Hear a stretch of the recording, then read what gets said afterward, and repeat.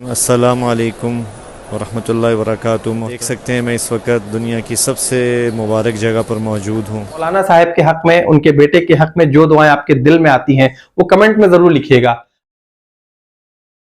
अस्सलाम वालेकुम दोस्तों, मौलाना तारिक जमील साहिब बिल्कुल अचानक, बगैर किसी प्लानिंग के, बगैर किसी प्रोग्राम के, अपनी अहलिया समेत अपने तमाम खानदान को लेकर, यह कहना यहां पर दुरुस्त होगा कि अपने तमाम खानदान को लेकर उम्रे पर रवाना हो गए थे। उम्रे पर एकदम से क्यों चले गए, क्या वजह बनी, और कोई प्लानिंग भी नहीं थी। जबकि उमूमन ये देखा गया है जो हमारी पाकिस्तानी अवाम है वो ज्यादातर सितंबर के महीने से लेकर जनवरी तक जो है ना वो उम्रे पर जा रही होती है। उसकी वजह है वेदर, जो मौसम होता है ना, मौसम का बड़ा अमल दखल होता है। तो इस वक्त मौसम ऐसा होता है कि लोग जो है उम्रे पर चले जाते हैं, वो थकते भी नहीं है, बहुत गर्मी भी नहीं होती है, बहुत ठंड भी नहीं होती है, तो इस वजह से लोग उम्रे पर चले जाते हैं और उम्रा करके आते हैं। लेकिन मौलाना तारिक जमील साहब अपने पूरे खानदान को लेकर एकदम से उम्रे पर क्यों चले गए, इसकी वजह मैं अभी आपको वीडियो में आगे बताता हूं। तो अगर आपने चैनल सब्सक्राइब नहीं किया तो सबसे पहले सब्सक्राइब कर लीजिए और मैं अब आपको लेकर चलता हूं वीडियो की तरफ। तो दोस्तों, अभी कुछ दिनों पहले मौलाना तारिक जमील साहब के घर में एक सफ़े मातम बिछ गई थी। उनका जवां साल बेटा आसिम जमील इस दुनिया से चला गया, और जब उसकी डेथ हुई तो उसके बाद लोगों ने बड़ी कयास आराइयां शुरू कर दी।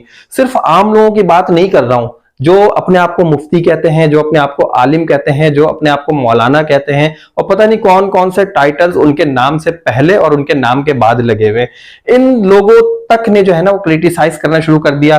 किसी ने सबसे पहले तो जब इसकी डेथ हुई आसिम जमील की, तो उसके ऊपर किसी ने कहा कि किसी ने जो है उसे गोली मार दी, कत्ल कर दिया है। फिर दूसरी खबर लोगों ने फैलाई कि उसने खुदकुशी कर ली है, लेकिन उसने खुदकुशी भी नहीं की और उसे किसी ने कत्ल भी नहीं किया, बल्कि एक हादसा था। अगर आपको नहीं पता तो इसकी मैंने कंप्लीट वीडियो डिटेल में बनाकर अपने चैनल पे अपलोड की हुई है।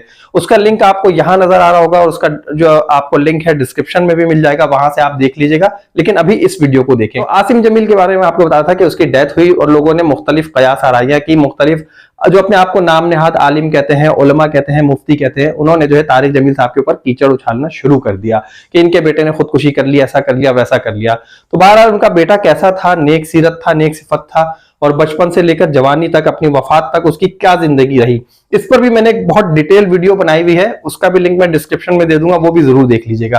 तो बहरहाल जब इनके बेटे की डेथ हुई, उसके बाद लोगों ने इस तरह की कयास आराइयां की, तो मौलाना तारिक जमील साहब को बहुत दुख हुआ। फिर उन्होंने सोयम का ऐलान किया, कुरान ख्वानी का ऐलान किया। इस तरह तो लोगों ने कहा कि ये तो फला मसलक से ताल्लुक रखते हैं, इनका तो फिरका अलग है, इसमें तो कुरान ख्वानी नहीं होती है, इसमें तो सोयम नहीं होता है, इसमें तो ये नहीं होता। लोगों ने बहुत ज्यादा क्रिटिसाइज किया।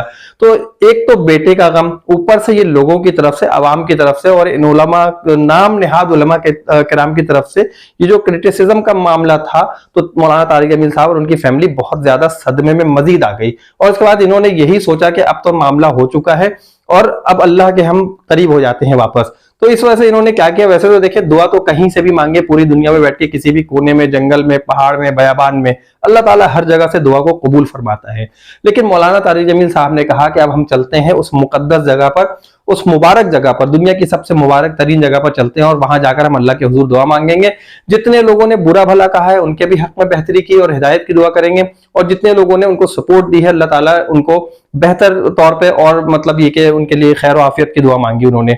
और इसका इजहार उनके बेटे यूसुफ जमील ने एक लाइव वीडियो वहां से शेयर की थी, उसमें भी किया। सारा उम्रा जो हमने किया आसिम भाई की नीयत, इस साल सवाब की नीयत से किया, सारी फैमिली, उन सब बहन भाइयों को भरपूर दुआओं में याद रखा जिन्होंने इस गम के मौका पे पाकिस्तान से या दुनिया भर से आसिम भाई के लिए इजहार ताज़ियत किया। उन सब के लिए बेशुमार दुआएं की और पूरी उम्मत के लिए दुआओं का अल्लाह ने एहतमाम करवाया। तो ये बेसिकली गए इसी वजह से थे कि थोड़ा सा हमें रिलीफ मिल जाएगा, थोड़ा सा हमारा जो है वो सोच का महवर तब्दील हो जाएगा। पाकिस्तान में रहकर लोगों ने क्रिटिसाइज जो करना शुरू किया था, थोड़ा सा उससे भी माइंड डाइवर्ट हो जाएगा। तो अल्हम्दुलिल्लाह जब ये वहां पर गए हैं तो वहां से जो है मौलाना यूसुफ जमील ने बताया कि हाँ भाई, अब हम लोग यहाँ पर बहुत रिलीफ महसूस कर रहे हैं, बहुत ज्यादा हमें सुकून है, आराम है, दुनिया की मुबारक तरीन जगह पर हम आ गए हैं। तो अल्हम्दुलिल्लाह यहाँ आना हुआ और अल्लाह का ही शुक्र अदा करते हैं जिसने यहाँ हाज़िरी मुकद्दर लिखी, और वाकई ही बहुत बहुत रिलीफ मिला हमारी पूरी फैमिली को, मौलाना को, वालदा को, बहनों को, तो इसी वजह से मौलाना तारिक जमील साहब जो है वो उम्रे पर अपनी पूरी फैमिली को लेकर चले गए ताकि इस कर्ब से निकल सकें और अल्लाह के हुजूर पेश होकर वहां मजीद दुआएं कर सकें। उम्मीद है आपको वीडियो पसंद आई होगी। इसी तरह की मजीद अच्छी अच्छी वीडियोस और इंफॉर्मेशन हासिल करने के लिए आपको मेरा चैनल सब्सक्राइब करना होगा, लेकिन उससे पहले आप वीडियो को लाइक भी कर दीजिए, चैनल को सब्सक्राइब कीजिए और मौलाना साहब के हक में, उनके बेटे के हक में जो दुआएं आपके दिल में आती हैं वो कमेंट में जरूर लिखिएगा। अपना बहुत ख्याल रखिएगा। अल्लाह हाफिज।